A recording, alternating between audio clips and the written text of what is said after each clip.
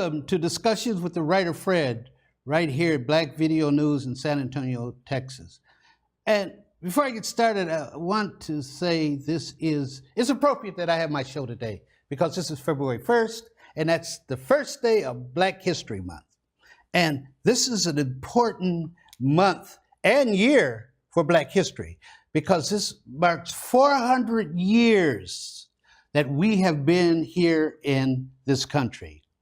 Some good, some bad, some people don't like it, some people accept it, but 400 years is a long time, and we have built a mighty race over those 400 years, and we all owe something to those first Africans who stepped foot in this country, and they endured.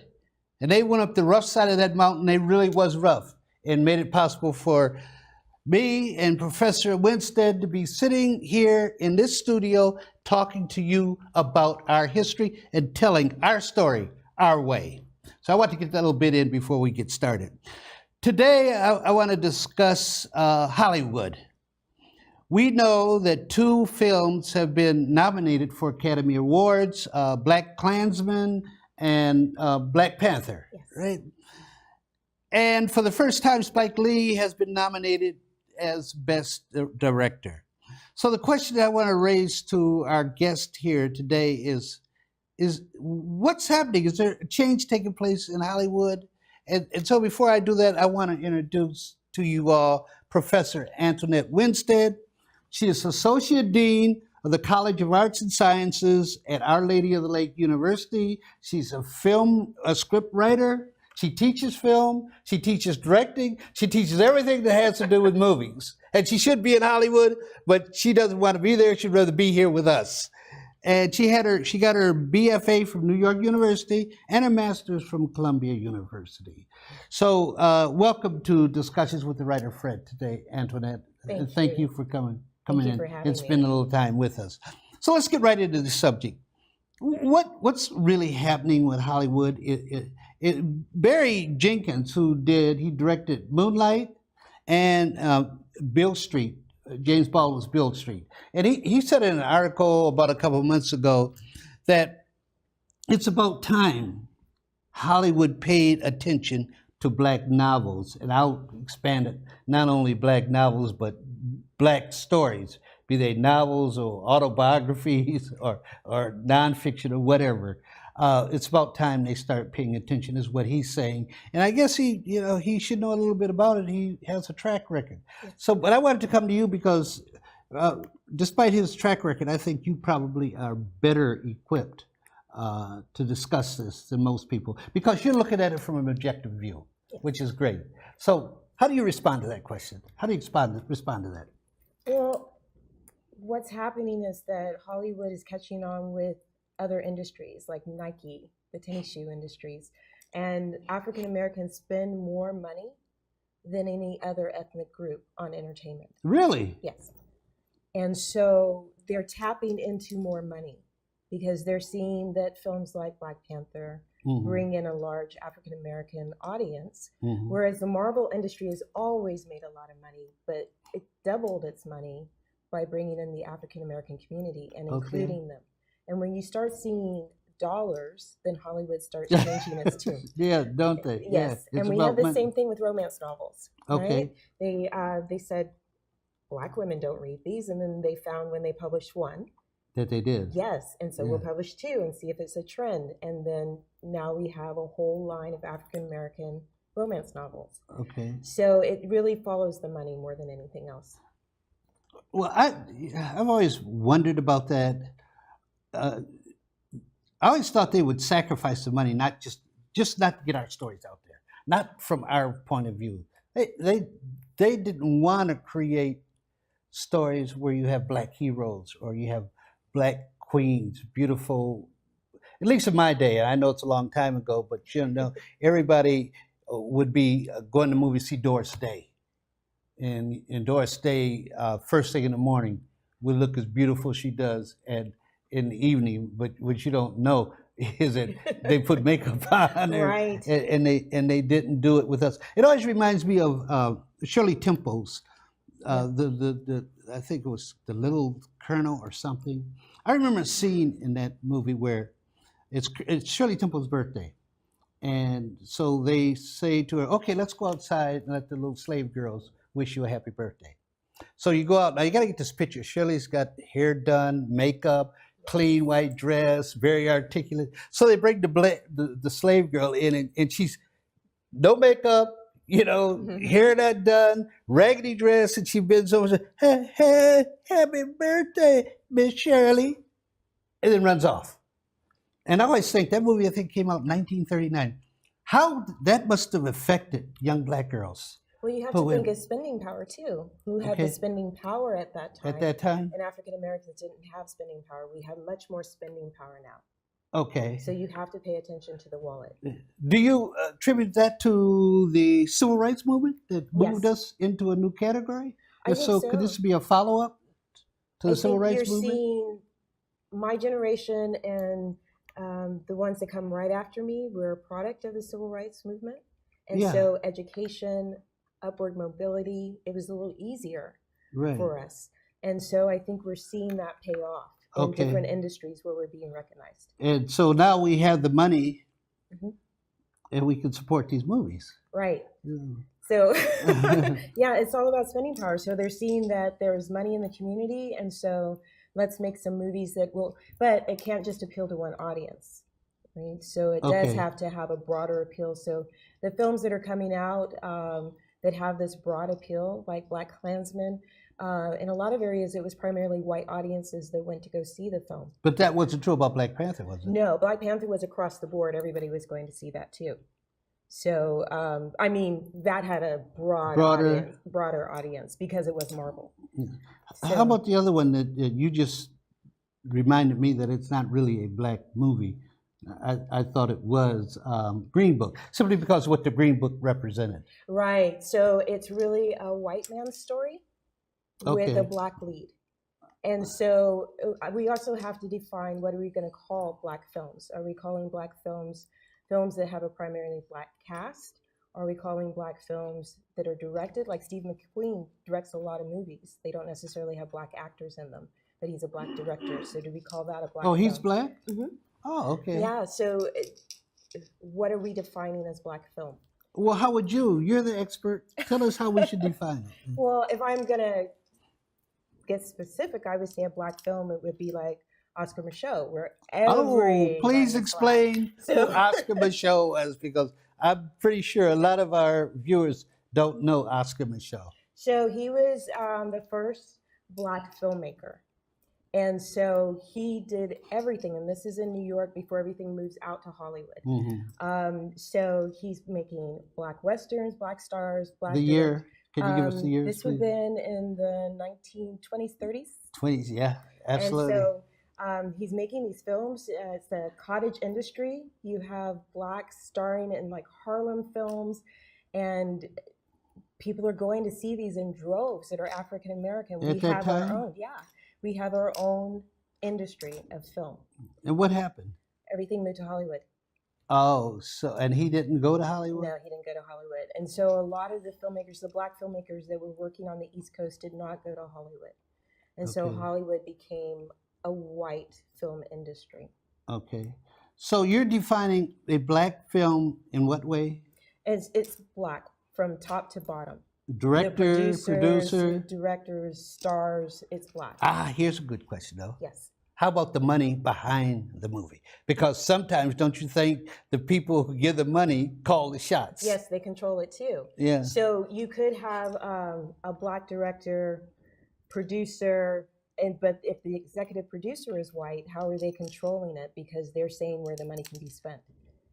The executive producer. Mm-hmm. Is there any way around that? If you finance it with all black money. Let's say the executive producer is white and all the money's black, coming from black. Well, usually your executive producer is the one that's bringing in the money. Goes out and gets the money? Mm-hmm. Oh, so that's the catch then, isn't it? Yeah. So on these movies, I imagine not on Spike Lee's, who wasn't the executive producer, wouldn't have been white. I have not seen, well, in the old days, no, but I don't know what he's doing now. If he had any white executive producers, but he may. So what about Black Panther? That was they were white, weren't they? Mm-hmm. So what did they decided that they would give in and let black folks do this? Because that's all black. The movie's all black. I'm sorry, because it's been a while since I watched it. And Well, my God, it was so long. 2.5 hours. It's Marvel. They're long, but they go by quickly. But even in that, if you look closely at the film, the savior is white. Oh, okay. The guy who saves the day is white. As they usually are. Yeah. Yeah. I remember watching the movie on Jackie Robinson, and what I found interesting, the savior was Branch Rickey. Yes. He was more the hero than what Jackie Robinson was. Well, if this is the case, Professor Winston, there's no way around that, then, is there? Unless some of the blacks that have the money decide to put the money behind black films. Well, Tyler Perry. Well, where did he get his money from? He's earned it through his movies. Yeah, but he had to get started somewhere. So Oprah was one of the people that helped him out. That helped him out. Yeah. So, I mean, now he owns the largest studio in the country. Really? Yes. So when you have somebody like him who's a powerhouse, he can do a lot as well. So it really is about ownership. And I tell my students this all the time. It's not so much about being in front of the camera or even directing. It's who owns it.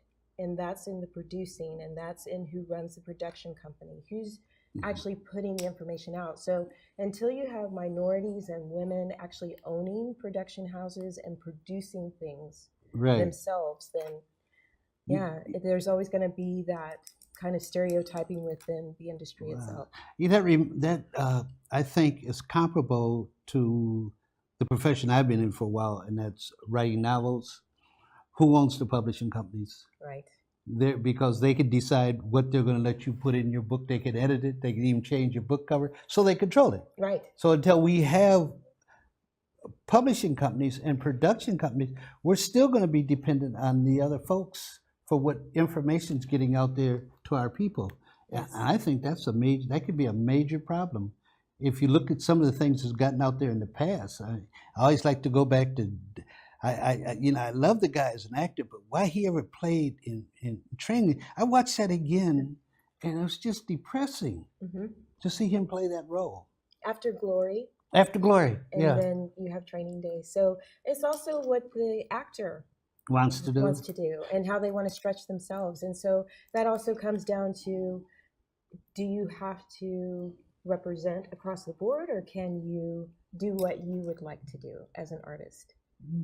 That's an interesting point, because maybe they feel no obligation to the role they're playing. They're more into playing a role, but they don't realize the role they're playing could have an impact on the culture, the race. Paul Robeson in 1936 decided he played one role.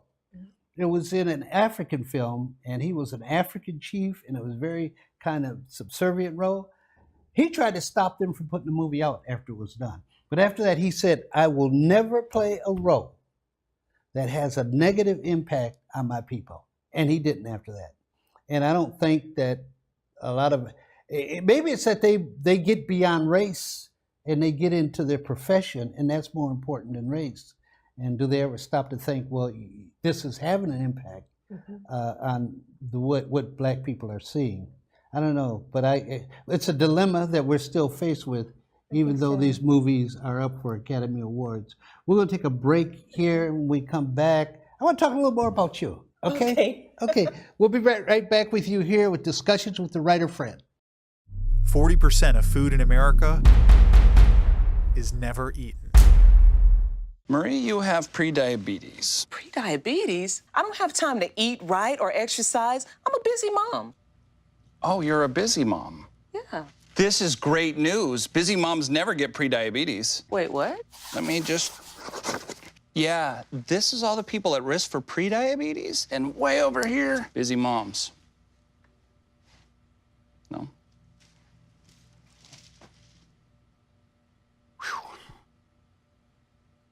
Do you want to retire like a champ? Just like legendary basketball star Uncle Drew? Don't do him like that, Uncle Drew! You're already acing the game. You've got your dream ride. Don't be slamming my door. Sorry about that. You just did the same. Gotta get the boys. your dream vacation, and your dream team. And now you can make your retirement just as legendary. I get buckets. Get the tips you need to get on track at aceyourretirement.org.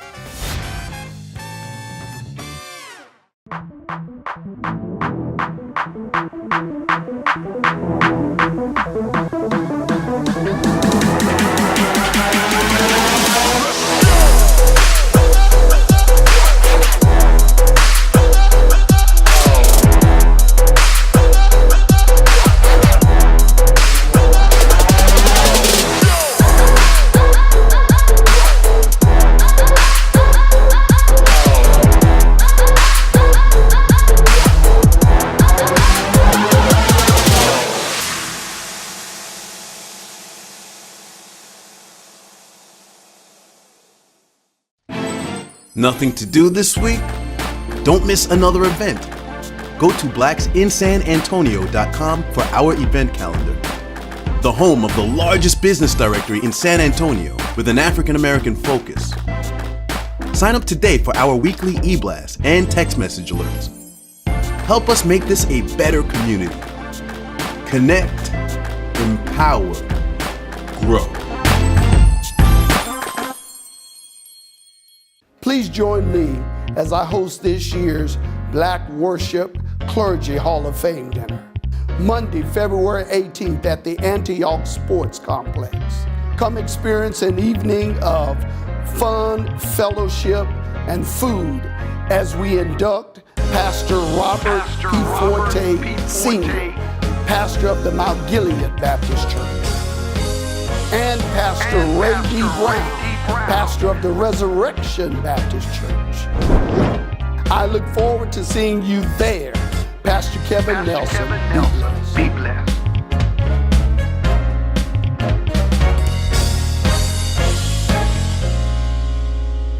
Welcome back to Discussions with the Writer Fred. I'm here with my very distinguished guest, Professor Antoinette Winstead. You know, there's something about San Antonio that we're in the middle of the country. Yes. And New York blacks get a lot of media. LA blacks get a lot of media. And I call them the gatekeepers. And we're in the middle, so we don't get that kind of exposure. And where I'm going with this is that lady who did Scandal. Mm-hmm. Yeah, Kerry Washington? No, the producer, Oh, the yes. writer. Yeah, she got a lot of play. She got a lot of exposure. But she's nowhere as deep as you. Oh, thank you. No, she's not. Let's be honest. First of all, I know one thing about you is that you would never have produced a Kerry Washington character who was nothing but a kept woman for the president. And she tried to make her some kind of power broker. She wasn't a power broker. The power broker was the president's wife. You know, bottom line. So I'm just saying that to say you have so much talent. And there's a lot of other folks in this city, writers, that have great talent. And we just don't seem to get the attention that the rest of the places get. You know, like I said, I call them the gatekeepers in New York and in Los Angeles. Right. But let's take a few minutes to talk about what are you up to? What are you doing? I know you do acting, you do writing, you do everything. So tell us what you're up to, what you're doing. Well, I have my one-woman show, Artemisia Bowden, Savior of St. Philip's, which I wrote for St. Philip's. I was commissioned to write it. Okay. And I also star in it. Okay. And so I'll be doing that for the oral history. Tell our viewers a little about Ms. Bowden. So Artemisia Bowden was the founder of St. Philip's.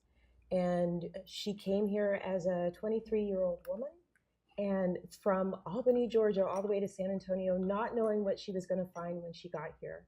And just being that brave at the time that she came here and building a school. In the first year that she was at St. Philip's, she went from 42 students to 80 students. Wow.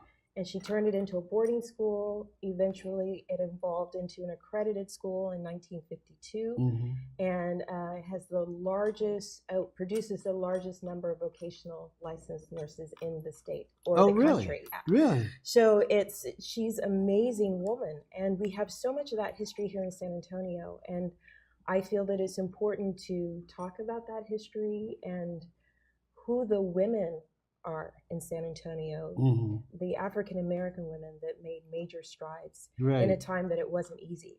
Exactly. Yeah. And so They she's not only important. had to fight white prejudice, they had to fight black men's prejudice also. Yes. So they had a lot going against them. So Yeah. and in the play, she talks about that as well. So Mhm. I've been working on that project. I'm also working on the documentary. Oh, tell us about the documentary. So I'm working on a documentary on J.D. Stratford. I call him the king of Black Wall Street. Right. Yeah. And I'm looking at his entire life, not just his time in Tulsa during the riots, but before and after. Right. So how did he get to be the man that he was? And I always find this fascinating. Like Lorraine Hansberry's father was also a wealthy Black man in a time that you don't think that there are wealthy Black men. Right. Yeah. And so they have this fascinating history. And so I'm looking at his father and how his Mhm. father was able to escape slavery in Canada, earn enough money to come back down to Kentucky and free his son and wife. Yes. Yes. And how he taught him how to be a businessman. And eventually he becomes one of the wealthiest Black men in America. Absolutely. It's interesting how they spelled Stratford with a D Yes. instead of a T. Now, and I think where he escaped into Canada Canada, that's was how it's spelled. Stratford, Canada. It was spelled with the T, and he took it out and made a D. Yes. So you'll find very few Stratfords with a D here. So how's that project coming along? Well, we're in the financing phases. Okay, there we go. So we're doing the proposal, and now we're looking at our investors. So Okay. that's where we yeah. are. But it's like the narrative that you're doing Okay, yeah. on Tulsa as well. So it's a process, but it's a shorter process than doing a narrative film. And less expensive. Less expensive, much less expensive. And that takes us back to our earlier discussion. Whose money is behind the project? Right. Because they could dictate the project. But I think, at least from the film, that I'm working on the film, is I don't care where the money comes from. If the money comes from someone who said, hey, I don't want to show all these Black heroes, Mm-hmm. I don't want your money, and I just won't do the project. And I'm very serious about that. We have to control the dialogue. Yes. We have to control the story. Otherwise, why do it?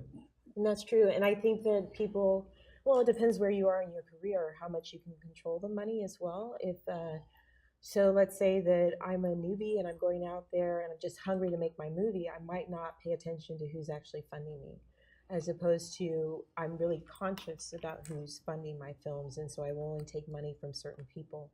So I think you have to be at a certain place and you have to be at a certain consciousness when you're looking at funding as well. And I think you hit an important point. If you're just getting started, you'll make the sacrifices. Mhm. My point is, well, first of all, I'm not getting started. Right. My point is, that's damaging to us. Who's the guy who played the? I can't think of his name now. He played the clown. Was always slapstick, big eyes, and acting in early movies. Bojangles? Not Bo. Was it Bojangles? Somebody asked him, "Why you play these roles?" Because they're so damaging to the image of Black people. It's the only thing I can get. Well, a lot of people accept that. My position was, don't do it. Go do something else. I guess I could take that position because I've been writing for years. Right. And I have made a lot of money because I refuse to go to New York and let someone take my novel and make it into what they want to make it into. And I know I'd have to make that concession probably if I want to get published. So I guess the question I'm raising with you is your career more important to the image of our race and what damage you may do by playing these roles? Well, for me, I'm also aware of image, and I think we have to be media literate as well. So when you're starting out, are you thinking about image, or are you just thinking about getting ahead in your career? And I think when you're young, you're thinking about getting ahead in your career. At this point in my life, I am concerned about image. I've always been conscious of image, especially for women and Black women. Yes, And absolutely. how we're seen. And I teach this as well. So Okay. it's kind of like in my DNA that you have to be aware of what you're doing. You have to realize that that person in middle America who's never met a Black person, They're going to see that movie. and they think that this is how Black people are. And that's why you have this woman on television, she's like 76 or something years old. They were interviewing her, and she said, well, Black people commit all the crimes. Yes, yes. And that's how she sees it, because what does she see in the movies? What does she see on television? What does she see in the news? Right? So it's reinforcing these ideas, even though she may have never met a Black person in her life, been affected or harmed by a Black person. That's her perception. And she would have the idea that every bad cop is Black. From Denzel Washington playing the bad cop in Training. And all angelic policemen are white. And they do that, I can't say for sure, but it's just my feeling. They do that deliberately. It's money. Again, it comes down to money. And film, you only have 90 to 120 minutes to entertain somebody. So you're going to use a lot of shorthands. So I know that this is a representation, so I can just kind of stick that in there, and people will know shorthand when they see this. So like if I say terrorist, I have an image in my head just because of what's been planted in my head of what a terrorist looks like. So I can just use the word terrorist, right? And we can go back to the Zoot Suit riots. If you said Zoot Suiter, you automatically thought Hispanic person. So it's this shorthand that they use in film as well. So it's just a way to collapse and not have to explain so much. So that's also going against image change. But we have to fight that. You have to have, again, more women, more minorities behind the camera in charge of image. But that brings us all the way back to the question of money.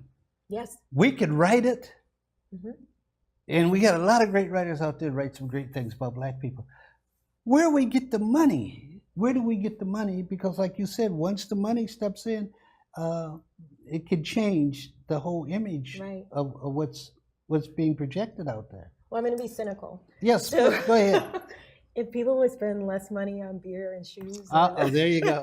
things like that, and put it behind Black businesses, yeah, we have the money We do. in our community to really support a lot of different groups and different industries in our art.